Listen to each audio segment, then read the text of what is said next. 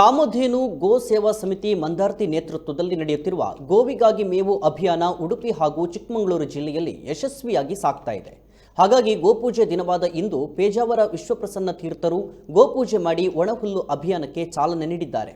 ಒಣಹುಲ್ಲು ಅಭಿಯಾನದ ಪ್ರಥಮ ಸೇವೆಯಾಗಿ ಉಡುಪಿ ಶಾಸಕರಾದ ರಘುಪತಿ ಭಟ್ ಅವರ ಗೌರವ ಅಧ್ಯಕ್ಷತೆಯಲ್ಲಿರುವ ಕರಂಬಳ್ಳಿ ಫ್ರೆಂಡ್ಸ್ ತಂಡ ತಾವೇ ಹಡಿಲು ಬಿದ್ದ ಭೂಮಿಯಲ್ಲಿ ಬೆಳೆದ ಒಣಹುಲ್ಲನ್ನು ಶ್ರೀಗಳಿಗೆ ಹಸ್ತಾಂತರಿಸಿದ್ದಾರೆ. ಈ ಸಂದರ್ಭದಲ್ಲಿ ಗೋವಿಗಾಗಿ ಮೇವು ಸಂಚಾಲಕ ಪೃಥ್ವಿರಾಜ್ ಶೆಟ್ಟಿ ಬಿಲ್ಲಾಡಿ, ಉಡುಪಿ ನಗರಸಭಾ ಸದಸ್ಯ ಗಿರಿಧರ್ ಆಚಾರ್ಯ ಕರಂಬಳ್ಳಿ, ಸಂಸ್ಥೆಯ ಸ್ಥಾಪಕಾಧ್ಯಕ್ಷರಾದ ಪ್ರಸನ್ನ ಶೆಟ್ಟಿ, ಹಿರಿಯ ಅಂಕಣಕಾರ ರಾಘವೇಂದ್ರ ಪ್ರಭು ಕರ್ವಾಲು, ಗೋವಿಗಾಗಿ ಮೇವು ಅಭಿಯಾನದ ಉಲ್ಲಾಸ್ ಅಮೀನ್ ಕೂರಾಡಿ, ಪವನ್ ಶೆಟ್ಟಿ ಐರೋಡಿ ಮತ್ತಿತರರು ಉಪಸ್ಥಿತರಿದ್ದರು. ಅದು ಅಲ್ಲಲ್ಲಿ ಹೊಲಗದ್ದೆಗಳಲ್ಲಿ ಸುಟ್ಟು ಹಾಕುವುದನ್ನು ನಾವು ಕಾಣ್ತಾ ಇದ್ದೇವೆ. ಅಂತಹದರಲ್ಲಿ ಸಂಘಟನೆಗಳು ಒಂದಾಗಿ ಅವಶ್ಯಕತೆ ಇರತಕ್ಕಂಥ ಇಂತಹ ಗೋಶಾಲೆಗಳಿಗೆ ಅದನ್ನು ನೀಡಿದ್ದಾದರೆ ಅದು ದೊಡ್ಡ ಒಂದು ಅವಶ್ಯಕತೆಯನ್ನು ಪೂರೈಸುವಂತಾಗ್ತಾ ಇದೆ.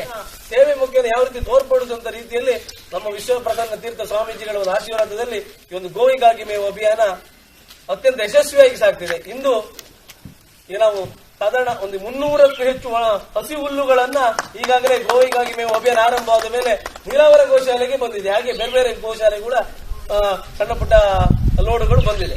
ಅದೇ ರೀತಿಯಲ್ಲಿ ಇಂದು ಒಣಹುಲ್ಲು ಅಭಿಯಾನಕ್ಕೆ ನಮ್ಮ ಸ್ವಾಮೀಜಿಗಳ ಆಶೀರ್ವಾದದ ಮುಖೇನ ಇವತ್ತು ಆರಂಭಿಕ ಹಂತದಲ್ಲಿ ಕರಂಬಳ್ಳಿ ಫ್ರೆಂಡ್ಸ್ ಕರಂಬಳ್ಳಿ ಇವರು ಈ ನಮ್ಮ ಉಡುಪಿಯ ಹೆಮ್ಮೆಯ ಶಾಸಕರಾದ ರಘುಪತಿ ಭಟ್ರು ಈ ಒಂದು ಕರಂಬಳ್ಳಿ ಫ್ರೆಂಡ್ಸ್ ನ ಗೌರವಾಧ್ಯಕ್ಷರು. ಹಾಗೆ ನಮ್ಮ ನಗರಸಭಾ ಸದಸ್ಯರಾದ ಗಿರಿಧರ್ ಆಚಾರ್ಯ ಅವರ ನೇತೃತ್ವದಲ್ಲಿ ಅವರೆಲ್ಲ ತಂಡದವರು ಅಧ್ಯಕ್ಷರು ಹಾಗೂ ಎಲ್ಲ ಪದಾಧಿಕಾರಿಗಳು ಇವತ್ತು ಆರಂಭಿಕ ಹಂತದಲ್ಲಿ ಒಣಹುಲ್ಲು ಅಭಿಯಾನವನ್ನ ಗೋವಿಗಾಗಿ ಮೇವು ಅಭಿಯಾನದಡಿ ಆರಂಭ ಮಾಡಿದ್ದಾರೆ. ಇವತ್ತು ಆರಂಭಗೊಂಡ ಅಭಿಯಾನ ಯಾಕೆ ಇವತ್ತು ಸ್ವಾಮೀಜಿಗಳ ಆಶೀರ್ವಾದದಲ್ಲಿ ಮತ್ತೆ ಒಣಹುಲ್ಲು ಅಭಿಯಾನವನ್ನು ಯಾಕೆ ಆರಂಭ ಮಾಡಿದೆ ಅಂತ ಹೇಳಿದ್ರೆ, ಇವತ್ತು ನಮ್ಮ ಉಡುಪಿ ಜಿಲ್ಲೆಯಲ್ಲಿ ಎಷ್ಟೋ ಕಡೆ ಇವತ್ತು ಭತ್ತದ ಕಟಾವಾಗಿ ಒಣ ಹುಲ್ಲನ್ನು ಅಲ್ಲಿ ಗದ್ದೆಯಲ್ಲಿ ಬಿಟ್ಟು ಹೋಗ್ತಾ ಇದ್ದಾರೆ. ಯಾಕಂದ್ರೆ ಇವತ್ತು ದನ ಸಾಕುವರ ಸಂಖ್ಯೆ ಇವತ್ತು ಜಿಲ್ಲೆಯಲ್ಲಿ ಕಡಿಮೆ ಆಗ್ತಾ ಬಂದಿದೆ.